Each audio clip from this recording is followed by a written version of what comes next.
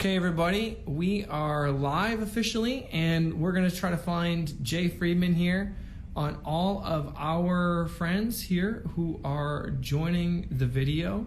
Let's see, we're looking for Mr. Friedman Does Tricks. That's Jay's Jack Russell Terrier, and the Jack Russell Terrier are incredible dogs. They're like Wishbone, if anyone had seen that show growing up. And Jay's wife, Gail, trains this Mr. Friedman. That's the name of their dog. So let's see. Do we have Mr. Friedman? Let's see. Well, okay, we're still struggling with the technology a little bit, but we're gonna get it. I'm confident of this. Ernie, hey, what's going on, Ernie Tovar from Philadelphia Orchestra, Elmer Hermano, ha ha ha, yes. And then French Horn Gang 777 says, I've got 3 sitting with me. 3, I'm going to guess that's 3 Jack Russell Terriers.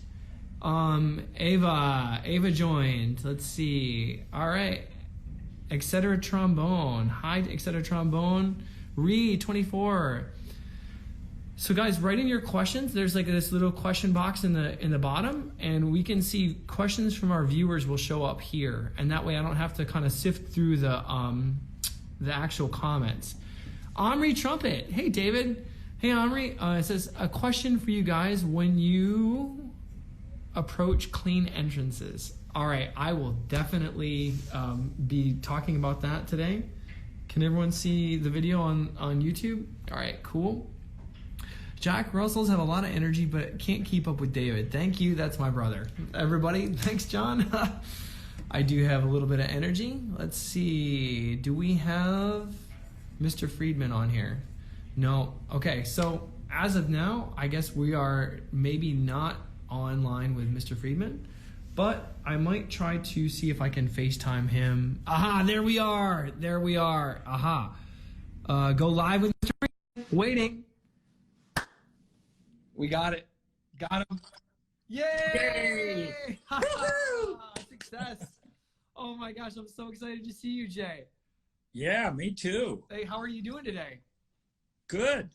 Excellent. Yeah. So I just want to start real quick. I've got my laptop here with some questions. So the purpose of this discussion is that Jay Friedman is one of the members of the legendary Chicago Symphony Brass during the Schulte era. And at the height of fame for the Chicago Symphony Orchestra, we are still so lucky to have Jay playing with us and carrying the tradition of the Chicago Symphony Brass and helping to teach us and to continue the legacy of the Chicago Symphony Brass sound. Could you explain, just describe the sound of the Chicago Symphony Brass? Well, I'd have to put it in one phrase, and it would be life in the sound. Wow. Yeah, life in the sound. So much life in the sound. And I have to correct you. I was way before the Schulte era. I started in the Reiner Holy era. Yeah, in fact, Reiner's last year was my first year in the orchestra. Oh, that's so cool. That's yeah, so that was 1962. So that's what, yeah, that's 7 years before Schulte. Wow. I just wanted to say a quick hello to Jennifer Gunn. Jennifer Gunn is our piccolo player from the Chicago Symphony. Oh, I love her. Yeah. God, she is such a great player and such a nice person. I mean, yeah, we just, you know, if everyone was so lucky to hear piccolo playing like that, it's... I know, she's amazing. Yeah, it's unbelievable. I just want to say hey to Jen real quick. I'm sorry to interrupt. This would be a great way for us to transition. How did you get started playing the trombone? Well, I was a euphonium player in grammar school and high school, and I never played the trombone then because I wanted to play in the band, and the band director said I need a euphonium player, and you're it. So the instrument picked me. Wow. Yeah, and when I graduated from high school, I wanted to be a musician, and my high school band director arranged arranged for me to study with somebody named Vincent Chikowitz, who I had no idea who he was, and I'd never been to a symphony concert. Wow. So he arranged for me to take lessons with Vincent Chikowitz, and in those days, that was in 1957. A half-hour lesson cost $4. Oh my gosh. Yeah, and he got two, and the school got $2. So for a half-hour, lesson. So I told Chikowitz I want to become a musician because that was the only thing I knew at that time, and he said, well, you're going to have to change to trombone because they don't use euphoniums in orchestras. So I said, okay. All right, I guess I'll change to trombone. So they went in the back of the music school. I mean, it was just a little store at that time.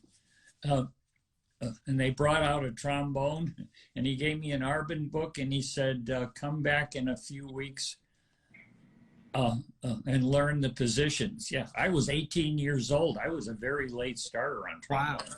Yeah, even though I had been playing for like 8 years. So 5 years later, I was in the CSO, which is crazy. Unbelievable. What was your audition like for the Chicago Symphony? My audition was actually in front of the whole orchestra for Reiner, too. Yeah, we were doing a Wagner concert, and I was playing bass trumpet, too. And in those days, I came in on assistant principal, and in those days, that was the most dangerous job in the orchestra because you had to play these auxiliary instruments, and they're solo instruments. I mean, they don't use them unless they're for solo stuff. So that was a very dangerous position. So he made me audition in that rehearsal in front of the orchestra, play all of my, a lot of my stuff by myself in front of the orchestra. And in those days, the way you knew you did good is you weren't fired. Because they could fire you at any time in those days. There are really scary stories about Mr. Reiner, right? Oh, yes. Yeah, and they're all true.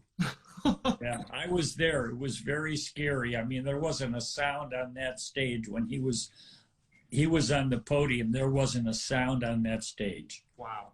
I mean, it was a totally different era. Conductors couldn't get away with that nowadays. Yeah, but he could just terminate somebody at the drop of a hat, right?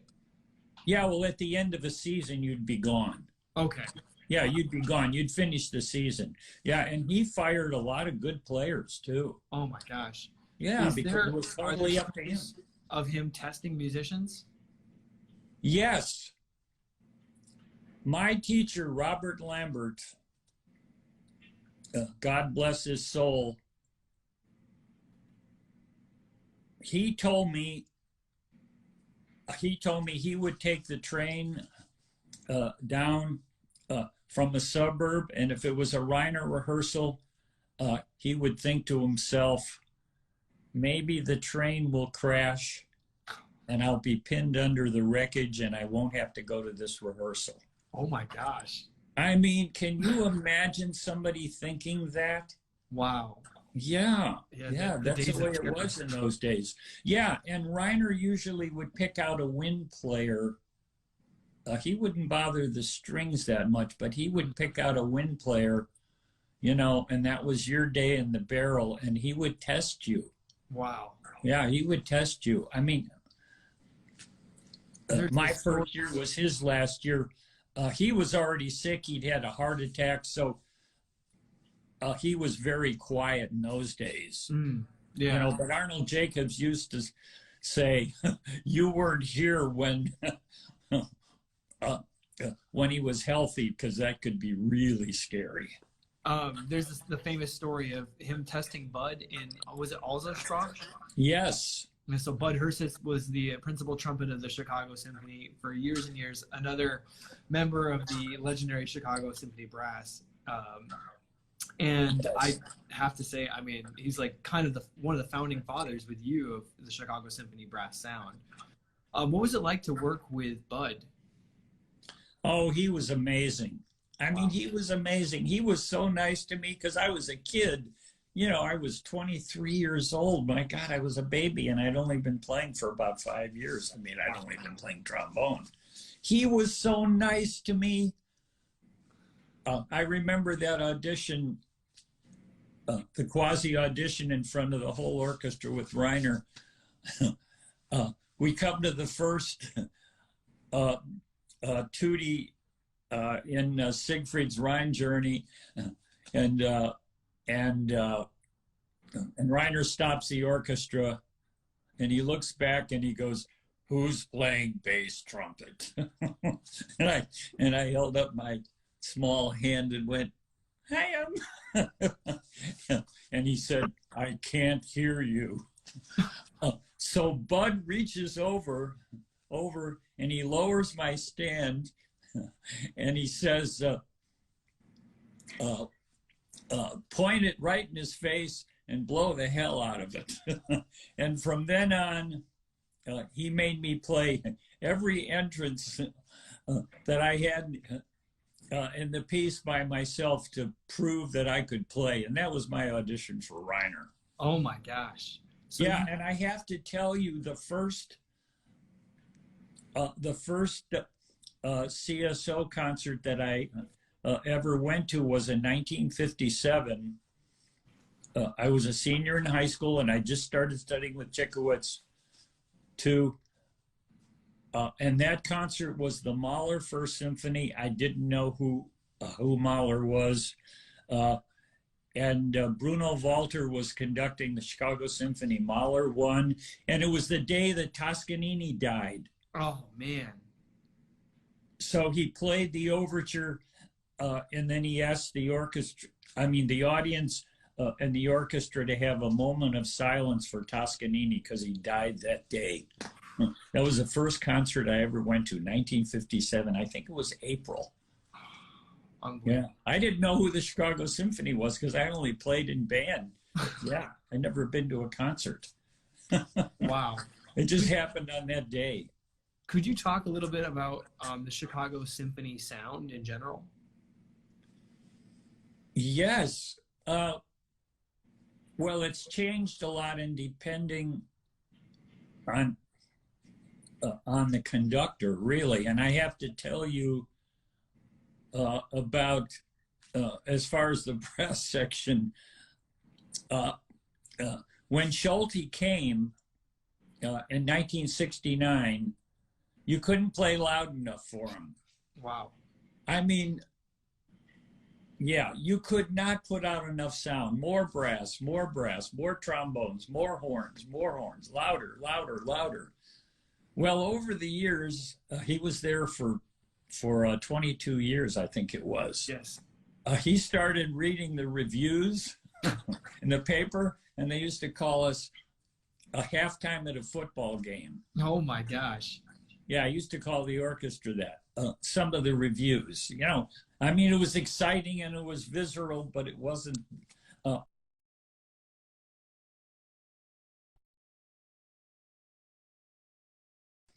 Schulte started thinking, I've got to hold the orchestra down, and especially the brass section. Well, over a course of 22 years, we finally ended up in a recording session, and we were doing these Verdi choruses, and we're playing, and he had really hushed the brass section down to about nothing. So finally, the chief engineer, he's down in the booth, and the phone rings on the podium, and he says, "Maestro, we can't hear the brass section at all." Wow. So Schulte finally said, "Oh, okay, you can play a little more now." Oh my gosh. I mean, yes.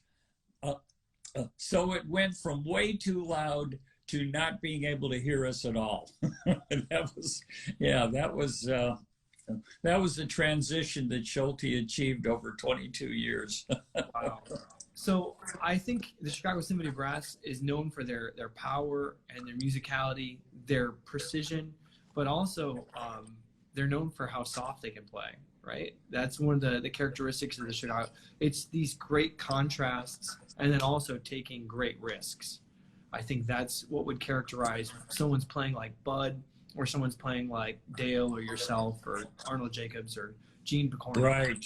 Yeah, right. Well, I've always been a soft kind of a, yeah, I've always been a soft specialist. Always. Yeah.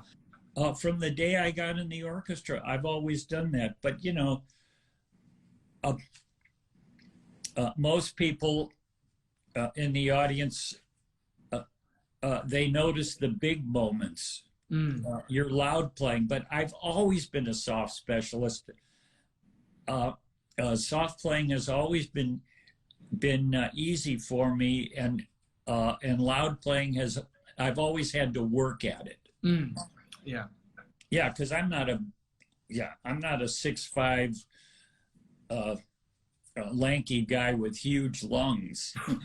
So I've always been a soft specialist. I feel like I'm the same sort of way. I'm a real, like, I have fun playing soft and high, and I'll never forget playing the Schumann 3 with you, that opening of the fourth movement. Right. It was just, I mean... It was so easy with you. It was so easy. Yeah, and I remember Mucci stopped and he said, wow, you guys sure can play soft. I mean, no. appreciates our soft Let me correct you. He didn't say that. He goes, Jay, how do you play this? How do you play so soft and so high? He's like, you're my age. How do you do this? And he's just like, this is simply amazing. He stopped the orchestra. And do you remember my response? I went, it's because I can't play loud. I was just making a joke. Yeah, I know. No, of course you can play loud, Jay. I mean, I've heard your Mahler 3. It's really, really great. Jay, would you talk a little bit about efficiency? I think you were kind of heading there a little bit, talking about how we're not 6'5" and 300 pounds. Did you learn efficiency from working with Arnold Jacobs, or was it something you kind of came naturally on?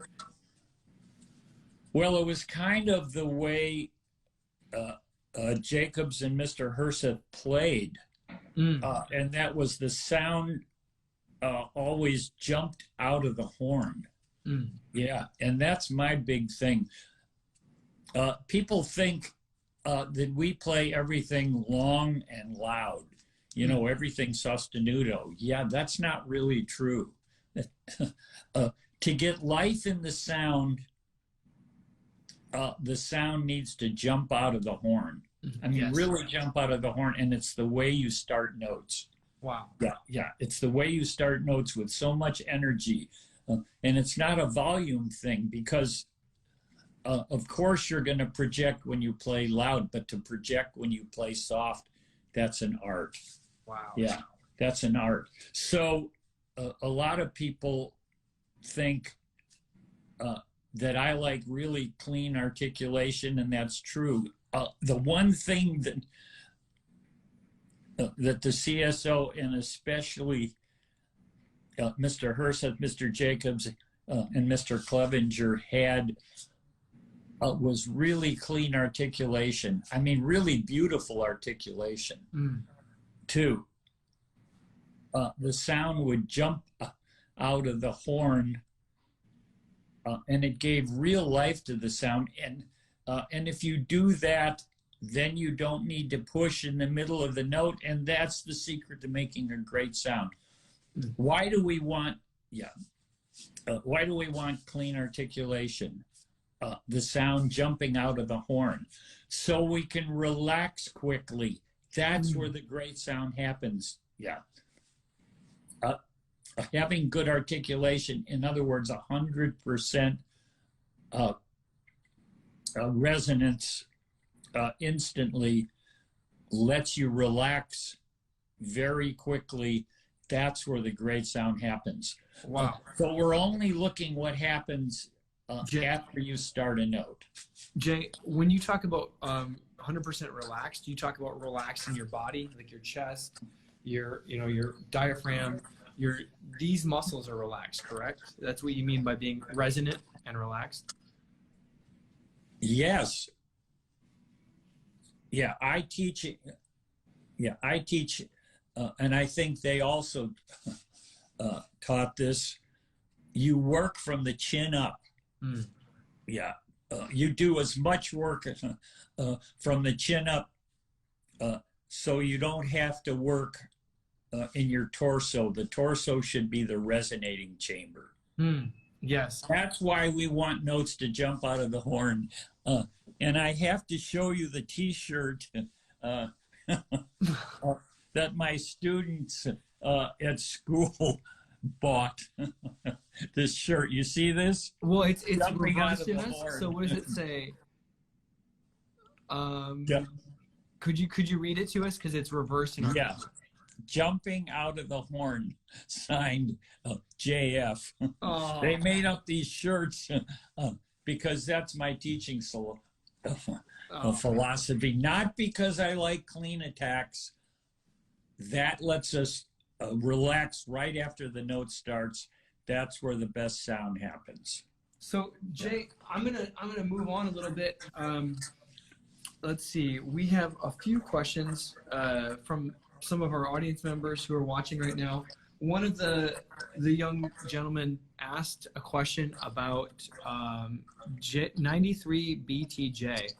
I think he asked a question about your car getting stuck in the snow before a concert in the 60s and the 70s.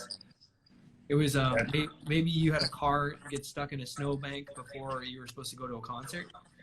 Chicago. No, it was after a concert, actually. Yeah. It was after a concert. Okay.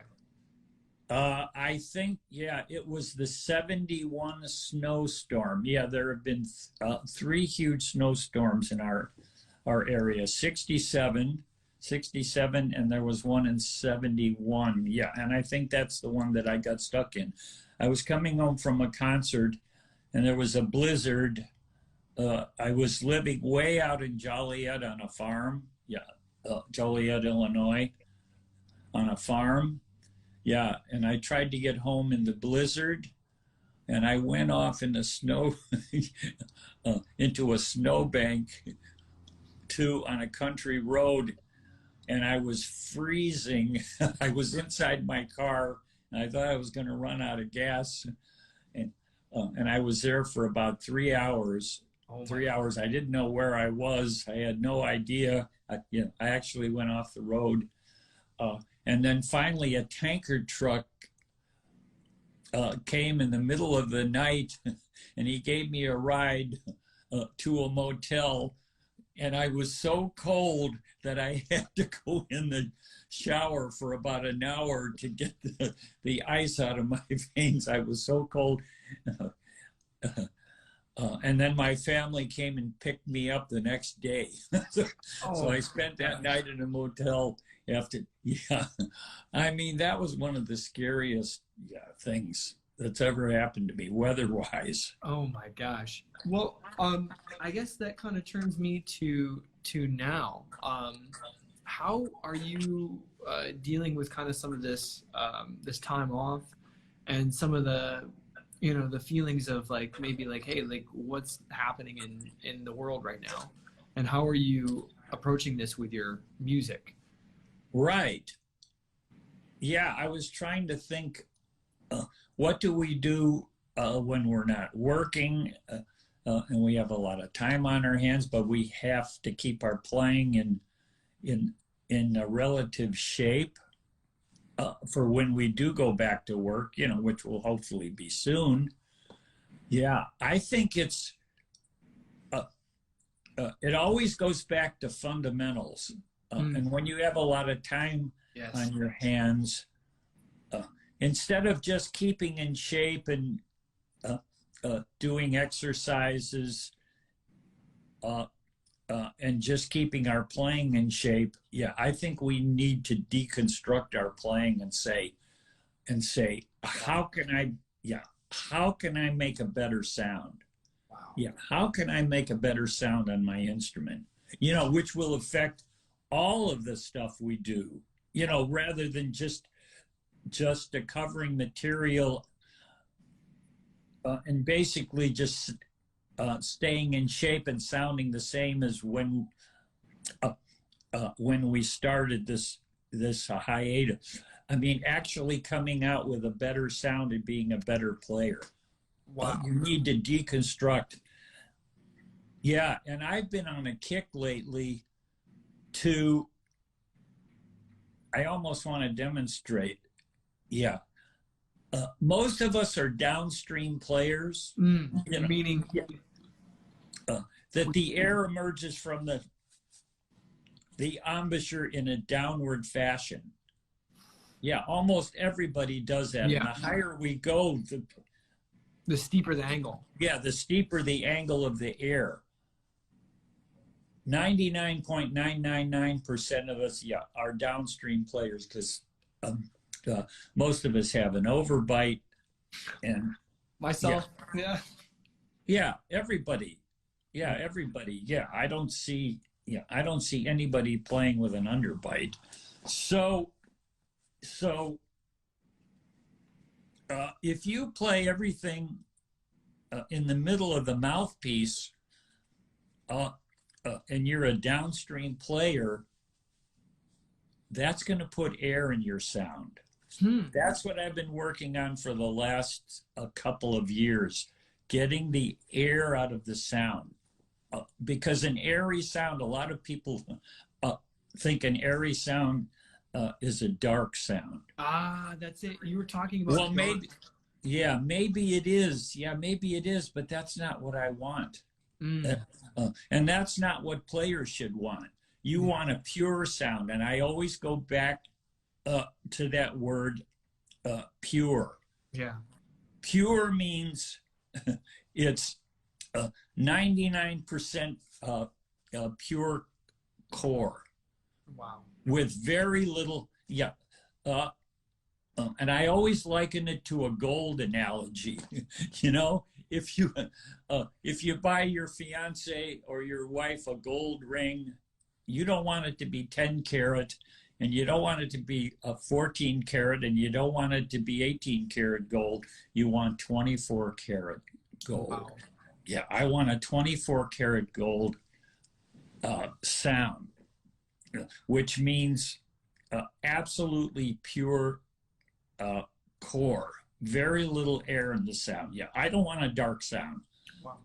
Yeah, a dark sound is not a big sound. A dark sound is a fuzzy sound because it's got other things than pure core in it.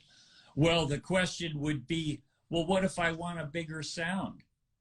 Well, then get a bigger mouthpiece and a bigger horn, but play it pure, which is 99% core. That's a beautiful sound. Wow. Yeah. Hey, Jay, I really appreciate hearing about the sound from you, because you have one of the nicest sounds of any trombone player I've ever heard.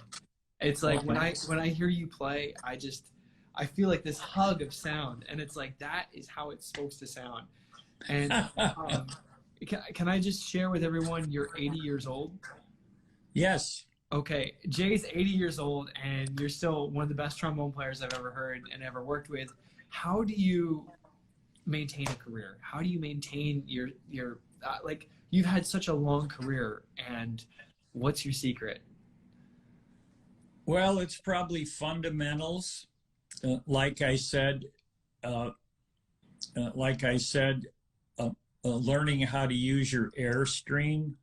Yeah, I have to be very efficient because your lung capacity decreases as you get older. So you can make better use of your airstream, and that's what I do. And I like to demonstrate.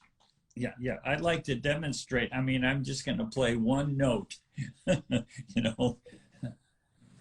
Yeah, I pick where my air hits in the mouthpiece very carefully. And I've just kind of discovered this in the last couple of years. I mean, I always did it, but I didn't know why. You know what I mean? I heard the sound and I thought, well, I do that to get that sound. Yeah. Now I understand what happens. Yeah. Jay, can I interrupt you really quick? Sure. I think for me, one of the things that really sticks out is that you're still passionate. You still care about your sound. You still care about learning. You care about practicing. You love music. I mean, I think that's one of the things that keeps, honestly, that's like it just seems like that's what's keeping you playing, is that it's just love. It's passion. It's enthusiasm. And I mean, you're still like really enthusiastic about learning. Just hearing you talk about, having these discoveries of where you're playing, where the air is going. It's really inspiring to me. And I hope I can be like you, when I'm your age. So I'm sorry to interrupt. Would you mind demonstrating for us? Yeah, well, I'm just going to play a middle B flat on the horn, and I'm going to show you the difference between being in the middle of the mouthpiece. In other words, the middle of the slot. All of these intervals, all of these notes on a brass instrument, there's a slot for each one. And most people will aim for the middle of every slot because they think that's the best sound. So if I play a middle B flat, and I'm a downstream player like most people are, my air is going to hit very low in the mouthpiece, and here's the sound that I get.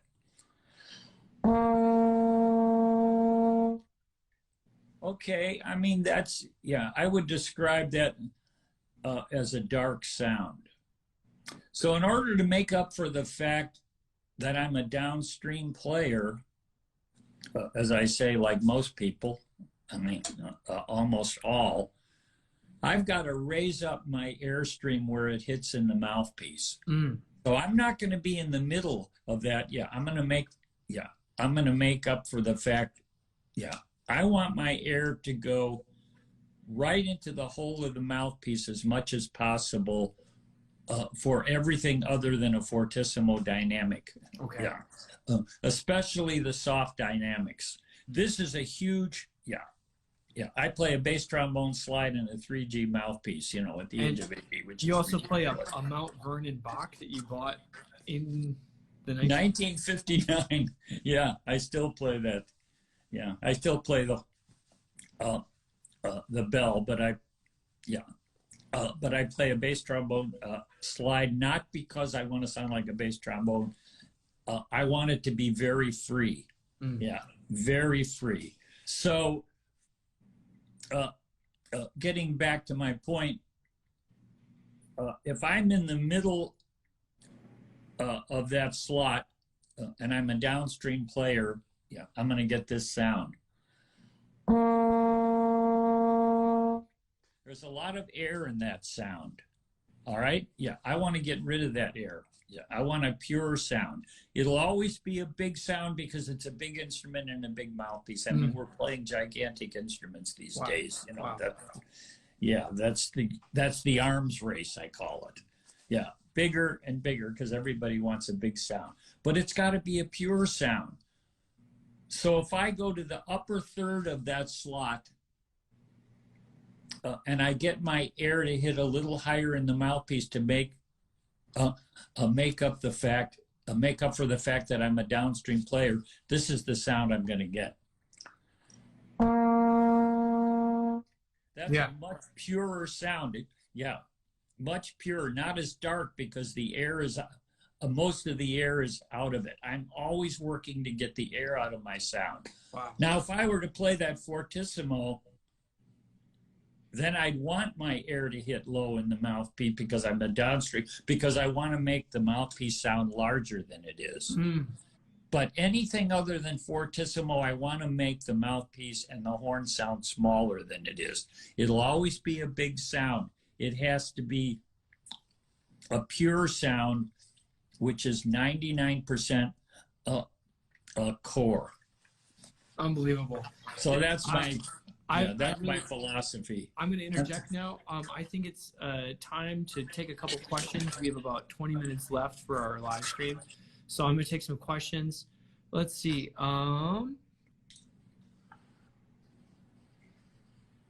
So Brian Johnson says hi. 93 BTJ. Hi from Brian Johnson. Oh right, yeah. Yeah. He's one of my former students. Let's see. How do you? This is from J.K. Aiden 7397. How do you guys support such connected singing phrases? Right. Well, I play a lot of melodic exercises like the Roche book. I mean, that's the Bible, too. That and the Arbin book. Yes. Yeah, singing. You try to imitate the human voice. Yes. Yeah, you try to imitate, a singer. And that means that you don't jerk the slide from position to position like most of the world does. Yeah. I have this recipe for legato, 50% clear and 50% smooth. Not 100% clear and not 100% smooth. It's 50-50. Wow. So I try to move the air and the slide exactly together. Yeah, and if you're a valve player, people think that rotary valves are somehow smoother than the piston valves. That's not true. That's not true. The possibility for legato on a valve instrument is determined by the way you use your air and the length of the valve. Yes. The valves on the tuba are about what? 4 inches long. Yeah. There's a 3 or 4 inch distance between open and using the valve. That gives you a possibility for more legato. So actually, the length of the valve that the valve travel, that's like another slide position. That gives you more possibility of legato. And the greatest legato player, well, the two greatest legato players that I ever heard were Mr. Herseth and Mr. Jacobs. Yes. You never heard a valve change. Yeah. It sounded like they were playing slide instruments, not valve instruments, where you hear a valve clunk, clunk, clunk, clunk, and very clean. They change valves with the airstream. So you never heard the valves move. It was like a slide tuba and a slide trumpet. Wow. Yeah, in fact, I've had trumpet players. Yeah, I've told trumpet players, I've had a few of my friends say, put some slide cream on your valves and smooth them out so that they move a lot slower, and then fill in those gaps with air and sound. Wow. That's an amazing sound transformation. Wow. Yeah, That's, instead of faster that's the valves. secret to smooth playing is let's the make connection between valves. the notes. It's right. Yeah, you have to use more air. Yeah. Don't rely on the valves to change notes. Rely on your air. And as I say, Mr. Herseth and Mr. Jacobs were and I don't hear that today. Yeah, I don't hear that. Everybody's trying to get faster valve oil to make their valves even faster so they can get rid of legato. Yeah, let's go the other way. Yeah, let's use our air to change notes, and we should hide the valves changing. And you can do that on a rotary valve instrument as well as a piston valve instrument. Jay, I'm going to interrupt you. I'm going to interrupt you. So could you tell us, how was Reiner different from Schulte? This is from Attila der Horn. And I would love to talk for a couple minutes just about the difference of the orchestra and the difference of conductors between Reiner and Schulte. Right. Yeah, well, Reiner's sound from the orchestra was a very transparent sound. Meaning it was... You could hear all these instruments. And if you listen to those recordings, the old Reiner recordings, the orchestra sounds very transparent. Yeah, like you can hear all these different sections too. Whereas the Schulte performances, and I'm not talking about the recordings because, you know, the engineering has a lot to do with how an orchestra sounds. I mean, a recording engineer can take an orchestra and make it sound completely different how it sounds actually.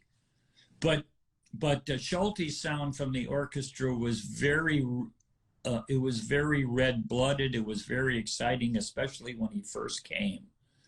Too, yeah, it was more Germanic. Yes, and the famous, if there was one moment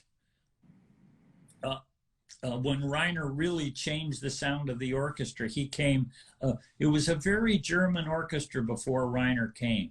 Very German. I mean, old German. And it was a thick sound. It was a lustrous sound, but it was a heavy sound. So one of the first things that Reiner did when he came, he demonstrated a downbeat. He said, "I don't want this. Ba, I want ba." That's what he wanted. And that changed the sound of the orchestra completely. Wow. So, yeah. And it wasn't an accent. He just wanted to be much lighter and much more bubbly sound and much more transparent. So he always got that. Yeah, and Schulte, and then Schulte came, and his was a much more exciting, less subtle sound when he first came. Yeah. May I ask a question? Could you tell a little bit about the great Carnegie Hall Mahler 5 performance? This is one of my favorite stories. Yes. Well, yeah, that was the first time that we played Mahler 5 in public, actually. You know, after that, we played it 200 times because everybody would ask for it. Whenever we'd go on tour, we'd have to do Mahler 5 with Schulte because that's what sold the tickets, and that's what everybody wanted to hear. But the first one, actually, the first performance was kind of panned in the New York Times. Yeah, I remember the headline of that review. It said, "Mahler 5 gets loud performance." That was in the New York Times. Yeah, that was the review. But after that, people and the critics started realizing what a great performance it was and what a great interpretation it was. I heard there was 20 or 25 minutes of applause after the performance. Yes. However, the biggest applause we ever got at Carnegie Hall was actually not for Mahler 5. It was for the complete performance of Rheingold that we did, and that was in 72 or 73. I'll have to look in my book. That thing was, that performance of a complete Das Rheingold was so sold out that the president of our board couldn't get a ticket to it. And that was the loudest. That was a 20-minute ovation afterward. That was even bigger than Mahler 5. That was the biggest one that I've ever heard. And this performance was at Symphony Hall, or was this at No, it was Carnegie Hall. Unbelievable. Yeah, the entire Rheingold. yeah, the whole opera. That was the biggest reception that I ever heard the orchestra get. Wow. And you couldn't buy a ticket for $1,000. I don't think. Yeah, they were scalping them for thousands outside. Nobody could get a ticket to that one. The Chicago Symphony did their first European tour in 1971, and Right. what I heard was when they came back to Chicago, there was a ticker tape parade that was thrown for the Chicago Symphony. Just I can't even comprehend like the level of like celebrity and fame that the Chicago Symphony Orchestra had during the 1960s, 70s, 80s, 90s, and up to now. But it's like, for me, it's so exciting to hear these stories. What was that like to come back to such a warm reception? Well, it was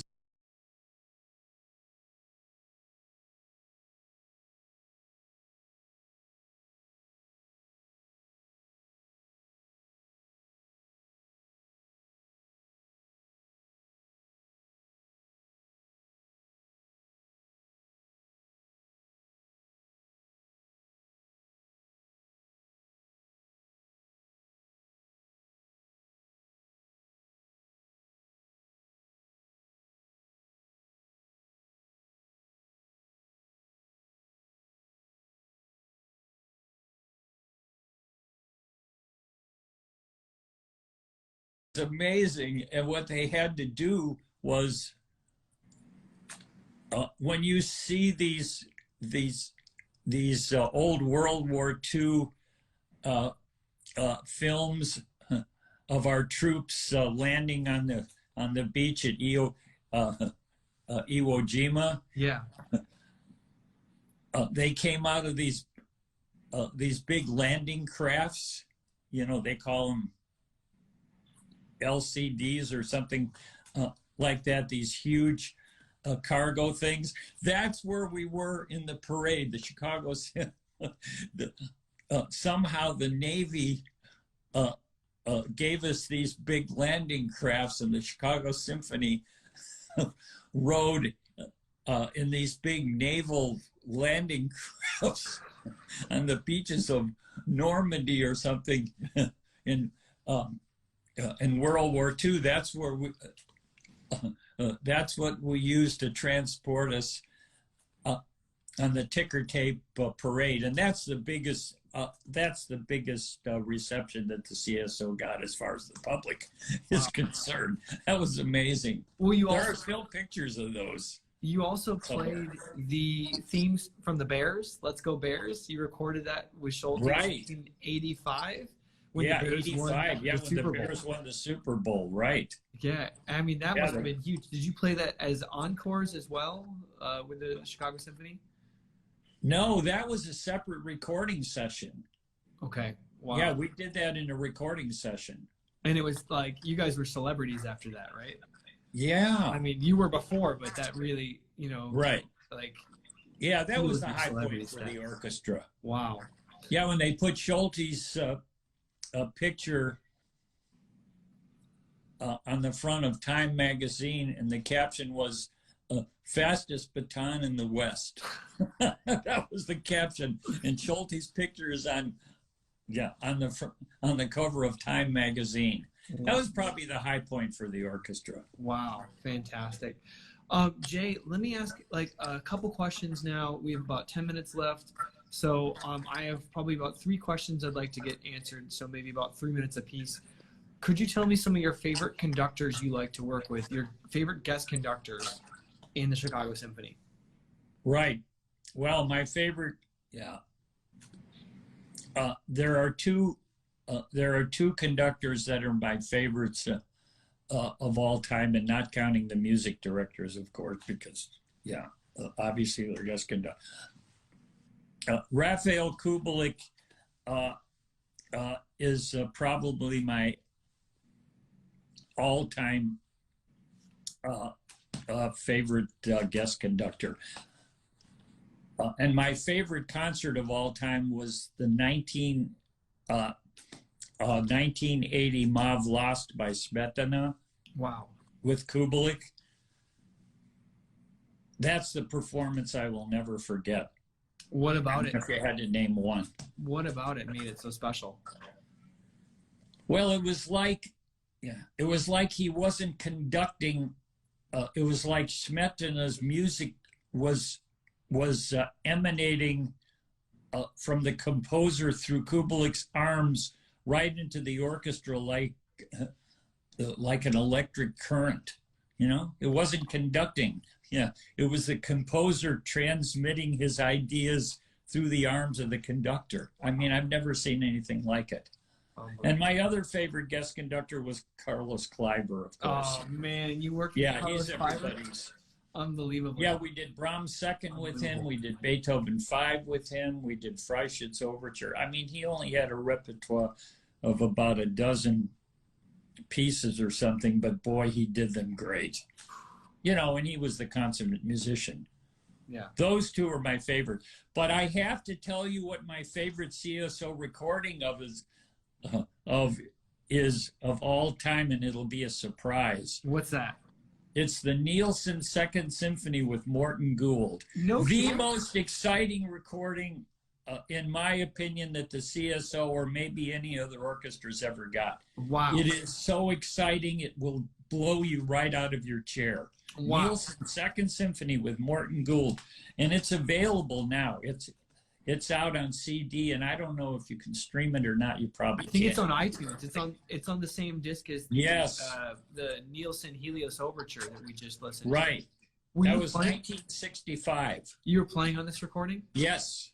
Wow. Do you know the horn player or the was it Brown? It might have been Claire Van Norman, who was our first horn at that time. I'm not sure that Dale was here. He came in 65 or 66. Yeah, it could be. So it could be before Dale. Wow. But I mean, that recording, oh my God. Yeah, I played it for Maestro Muti. He couldn't believe it. He said, who was Morton Gould? I said he was a composer and a conductor. You know, not that famous. I mean, he was famous as a composer. He's most too, famous but not for as a the conductor. Patriotic Suite, right? The American Yeah. Suite.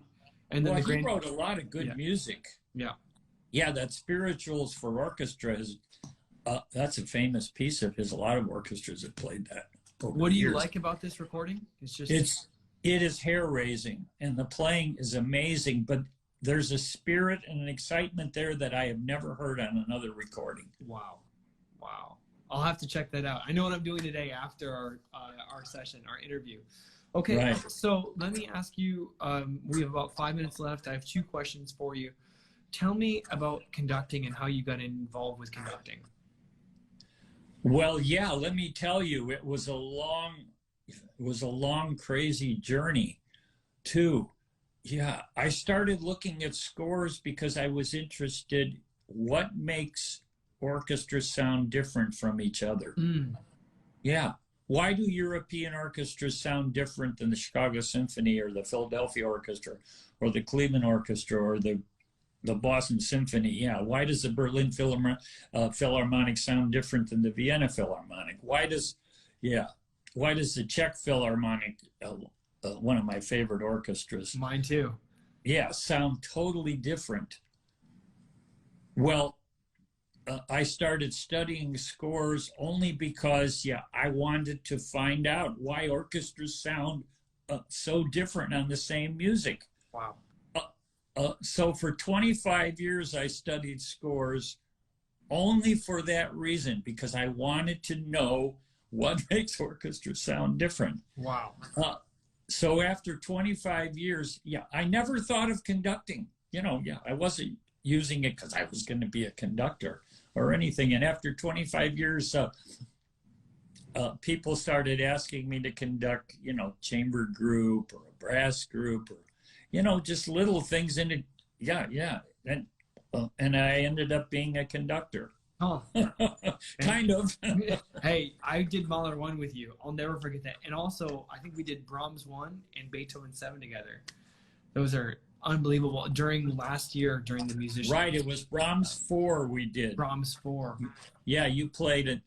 Yeah, on that, and we did Beethoven 7, and we did Mahler 1 at the Auditorium Theater, which is amazing. Yeah, that was a great performance on one rehearsal. Yeah, we only had one rehearsal because the orchestra was on strike. That was and we wanted to do concerts for the city, and they asked me to conduct, and I I It loved was amazing. You sounded great.